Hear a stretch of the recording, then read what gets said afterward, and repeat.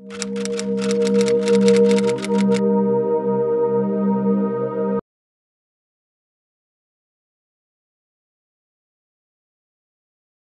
Shoah en Europa. Quiero presentarles a la señora Jadranka Mihalic, directora del Centro de Información de las Naciones Unidas para México, Cuba y República Dominicana, al maestro Ricardo Próspero Morales Arroyo, titular de la Cátedra Ecumenismo y Diálogo Interreligioso de la Facultad de Humanidades de la Universidad Anáhuac, México del Norte, y a la senadora Laura Angélica Rojas Hernández, presidenta de la Comisión de Relaciones Exteriores de Organismos Internacionales. La Shoah en Europa, en el contexto de la conmemoración del Día Internacional de Conmemoración de las Víctimas del Holocausto, 27 de enero. Este día fue designado por la Asamblea General de las Naciones Unidas el 1 de noviembre del año 2005 y acuerda la fecha en 1945, cuando las tropas soviéticas liberaron el campo de concentración de Auschwitz-Birkenau, hoy en Polonia. Esta misma resolución también estableció un programa de enseñanza e información sobre el tema, encargando el Departamento de Información Pública de las Naciones Unidas, la oficina a cual pertenece el Centro de Información a mi cargo, que lidere estos esfuerzos con el propósito que las lecciones del Holocausto no sean olvidadas y que sirvan a recordar a las futuras generaciones de los valores universales de derechos humanos, de no discriminación y de justicia, celebrando las diferencias y aprendiendo de las culturas, tradiciones y valores de los demás como parte de nuestra compartida cultura humana. Recuerdan uno de los acontecimientos más dolorosos en la historia de la humanidad. La Shoah representa el poder del mal en el mundo, representa uno de los vacíos más grandes que ha experimentado la humanidad. Recordar lo que sucedió en los campos de concentración es un acto de justicia con las víctimas y sus familias que padecieron los peores horrores que el hombre ha podido cometer contra el hombre. La Shoah nos recuerda que si el poder y la técnica no están al servicio del hombre, el hombre estará al servicio de ellos, siendo instrumentalizado, tratando como mero objeto y no como sujeto. La forma de cosificar al ser humano superó los límites insospechados en la experiencia del Holocausto. Por ello, en su visita a Auschwitz, Juan Pablo II afirmaba: «Vengo y me arrodillo en este Gólgota del mundo contemporáneo, sobre estas tumbas, en gran parte sin nombre. Me arrodillo de todas las lápidas interminables en las que se ha grabado la conmemoración de las víctimas. En esta ocasión hay que pensar con miedo dónde están las fronteras del odio, las fronteras de la destrucción del hombre, por obra del hombre, las fronteras de la crueldad». Shoah representa el culmen del proyecto totalitario donde el Estado es capaz de dictar con total arbitrariedad quién es digno de vivir y quién está condenado a morir, quién merece la libertad y quién no es sujeto de ella. Cuando el poder de un gobierno y de una ideología no reconoce los derechos humanos y carecen de contrapesos, es posible ver cómo las personas quedan a merced de los más poderosos. El camino a Auschwitz es un camino que la humanidad no debe volver a recorrer. En la Comisión de Relaciones Exteriores, Organismos Internacionales del Senado de la República, estamos comprometidos con difundir los valores de la paz, la democracia, la libertad y de la convivencia humana. Por ello, nos unimos al mandato de la Asamblea General de las Naciones Unidas de la Resolución 67, condenando sin reservas todas las manifestaciones de intolerancia religiosa, incitación, acoso o violencia contra personas o comunidades basadas en el origen étnico o las creencias religiosas, donde quiera que tenga lugar. Hemos querido hacer esta exposición no solo en las instalaciones del Senado de la República, sino en las universidades, porque nos parece fundamental enseñar a los jóvenes lo que sucedió hace unas cuantas décadas solamente, en la formación de una conciencia universitaria responsable, donde nos jugamos el futuro no solo de nuestro país, sino de la humanidad entera.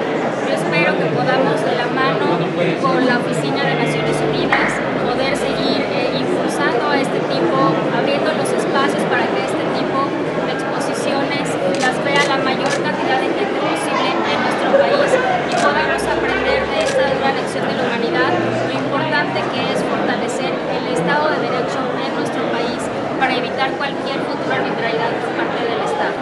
agarrándolo con la mano.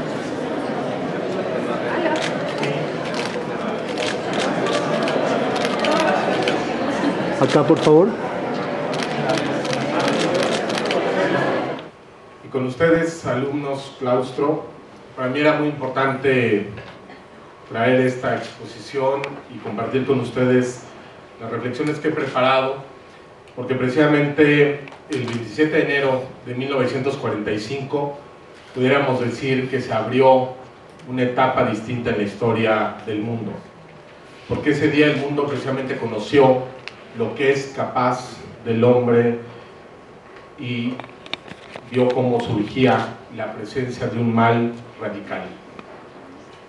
Este panel lo hemos titulado Memoria y Futuro, porque como universitarios no podemos hacer otra cosa más que precisamente recordar a las víctimas, a todos los que sufrieron de este horror, pero también hablar de futuro para que no vuelva a repetirse una situación así.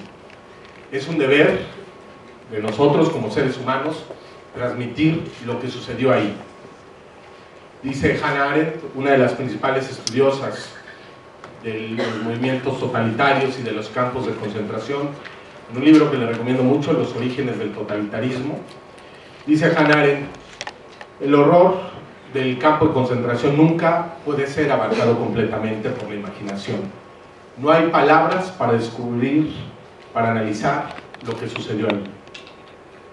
Los campos de concentración, el Holocausto, el Shoah, representan el momento más oscuro del ya oscuro totalitarismo, de estas ideologías que en el siglo XX produjeron millones y millones de muertes.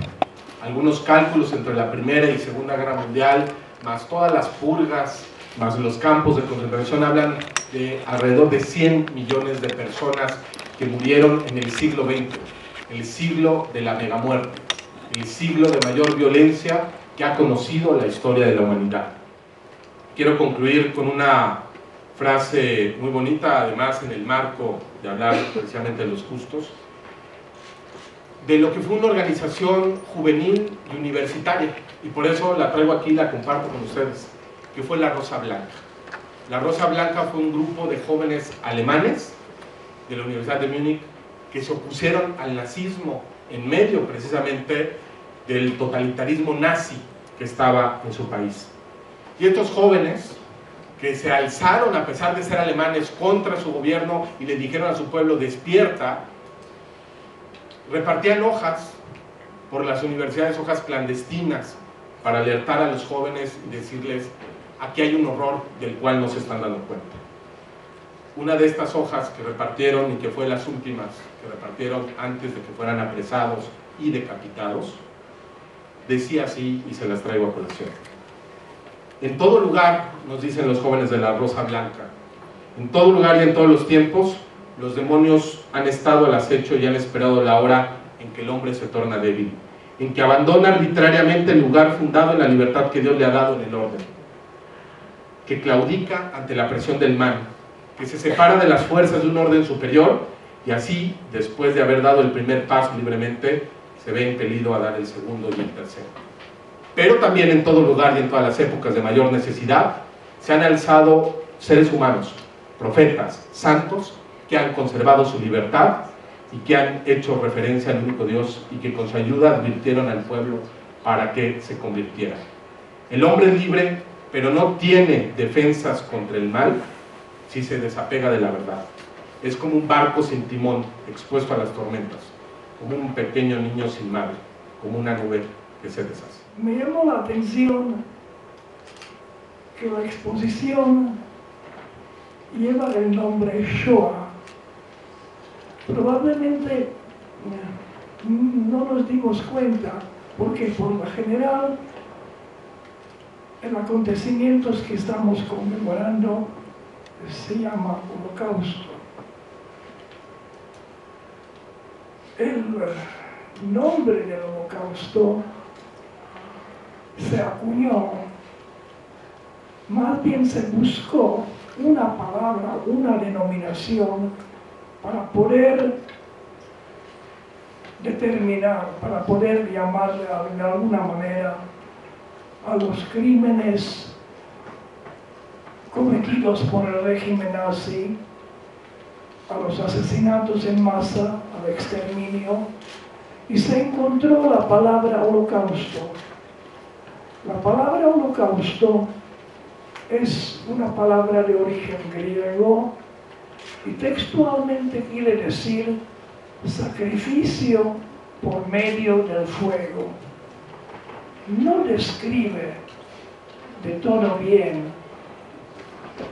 el exterminio, el genocidio cometido contra los judíos durante la Segunda Guerra Mundial.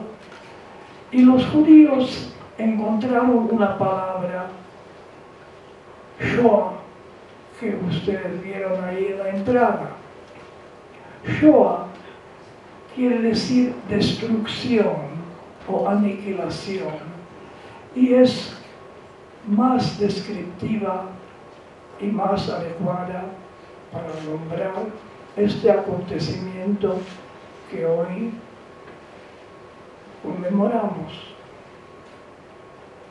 Es curioso y raro a la vez que este acontecimiento sucedido hace casi 70 años llama tanto la atención, y no solamente en Europa, y no solamente entre los judíos, y hasta en México, que se sitúa tan lejos de estos sucesos.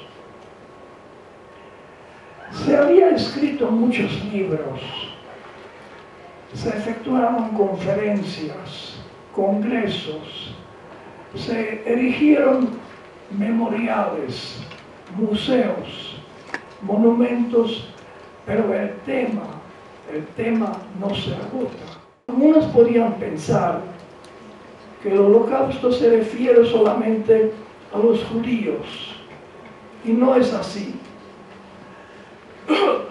Junto con los judíos fueron exterminados también miembros de otros pueblos, otra gente no judía.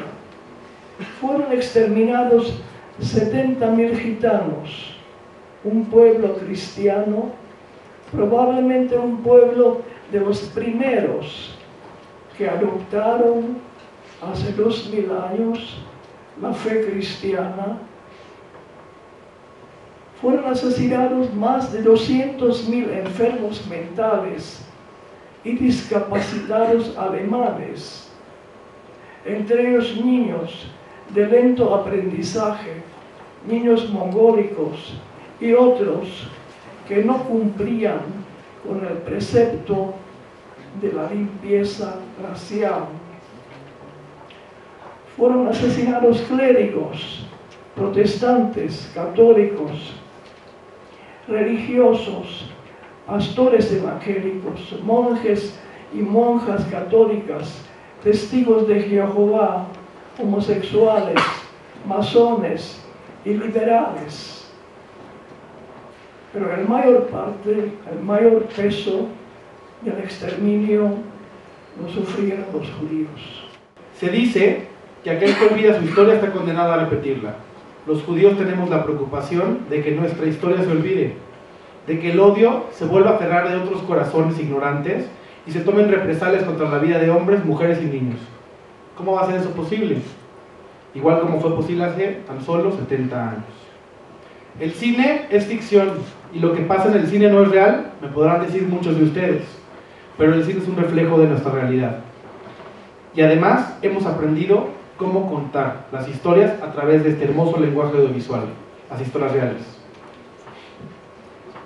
Y así como la historia, cada historiador, cada libro tiene su propia narrativa, su punto de vista, así el cine, el realizador, tiene el suyo para entretener, para conmover o para dejar un legado y quizás hasta para educar. En el Holocausto judío perdimos 6 millones de almas. Se dice que murieron aproximadamente 55 millones de personas en total, entre rusos, gitanos, soldados, enemigos políticos, civiles alemanes, civiles polacos, franceses, italianos, y hay hasta registros de ciudadanos mexicanos. Los justos entre las naciones, la gente que hizo el deber humano en tiempos de guerra, nos dé paz en estos tiempos. Hay aproximadamente 24.000 justos registrados en Yad Vashem. Esperamos que todavía haya más. Por aquí la señora Yadranka mencionó a Gilberto Bosques, que se está haciendo mucha labor por parte, por ejemplo, de la comunidad judía en México, de que se registre como un justo de las naciones. Él dio muchas visas a judíos para salir de Francia, sobre todo que era donde era cónsul, y escapar de las manos de los nazis. Hay que saber la historia, no de los 24.000, sino de cada uno, ¿no? De Gilberto Bosques, por ejemplo. También se dice por ahí, ya para concluir, que los judíos fuimos como ovejas al matadero a las cámaras de gas. Y esto no es cierto. En todos los campos de concentración, en todos los guetos, inclusive en los campos de exterminio, hubo levantamientos. Aún en Auschwitz hubo un levantamiento. Y prisioneros de Auschwitz se juntaron, extrajeron pólvora de las fábricas de balas, poco a poco, y explotaron uno de los otros. Si no me equivoco, creo que fue el horno número 3. Quiero decir que lo que tratamos precisamente con este tipo de eventos es no estar lejos, sino estar cerca de este tipo de historias que como parte de la humanidad que somos, pues también son parte de nuestra historia. Yo recuerdo mucho el título de un libro que compré en el Museo del Holocausto en Washington, que se llama El mundo debe saber. Y en efecto, el mundo debe saber, porque aunque esto pasó hace cerca de 70 años, la tentación de que se genere un gobierno autoritario sigue en cualquier parte del mundo y en cualquier parte del país. Creo que varios de ustedes están estudiando medicina por sus batas o algo parecido, ¿sí o no? Bueno, pues no sé si hay abogados también en este salón. Los que estudiamos ciencias sociales estamos un poco más familiarizados con las encuestas. Hay una encuesta que se llama Latino Barómetro, que mide cada año la satisfacción de los ciudadanos con respecto de sus gobiernos, de las democracias. Y cada año vemos cómo ante la pregunta, sobre todo en los países de América Latina y Centroamérica, sobre si están conformes con la democracia, bueno, incluso aquí en México hay una gran insatisfacción de la democracia, e incluso hay gente que opina, niveles importantes de los encuestados, 60, 70% en algunos países, que preferirían un régimen autoritario pero eficaz a seguir con un régimen democrático. Esto es muy riesgoso, y en otros lugares del mundo como Asia, también estamos viendo los conflictos en África, pues vemos claramente cómo la tentación de gobiernos autoritarios está muy lejos de haberse terminado. Es por eso que en todo el mundo las naciones, como México, que somos ahora el país número 14 en dar dinero al sistema de Naciones Unidas, y el sistema de Naciones Unidas y otros organismos internacionales, pues invierten una cantidad de recursos humanos y económicos en fortalecer las democracias a través del mundo.